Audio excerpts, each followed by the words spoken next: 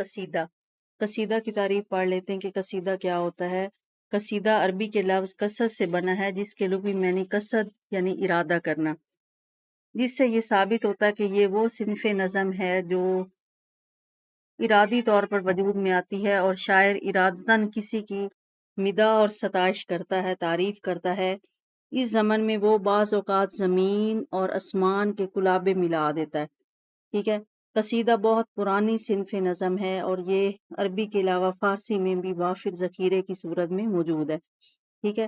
قصیدے اور غزل کی حیت ایک جیسی ہے، وہی مطلع وہی مقطع، ٹھیک ہے۔ مطلع مقطع یہ سارا ہم غزلوں کی تشریح میں کریں گے۔ مطلع جو غزل کا پہلا شعر ہوتا ہے، ہم کافی اور ہم ردیف، اور مقطع آخری شعر ہوتا ہے جس میں شاعر اپنا تخلص استعمال کرتا ہے۔ وہی مطلع مقطع اور وہی آغاز سے اختتام تک ردیف اور قافیے کا اہتمام، ٹھیک ہے۔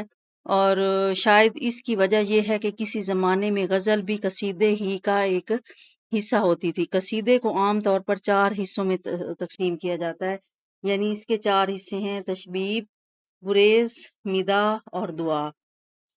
اردو قصیدہ گوئی میں سب سے زیادہ نام جو ہے مرزا محمد رفیع سودا کا ہے، اور شیخ ابراہیم ذوق کا نام زیادہ مشہور ہے۔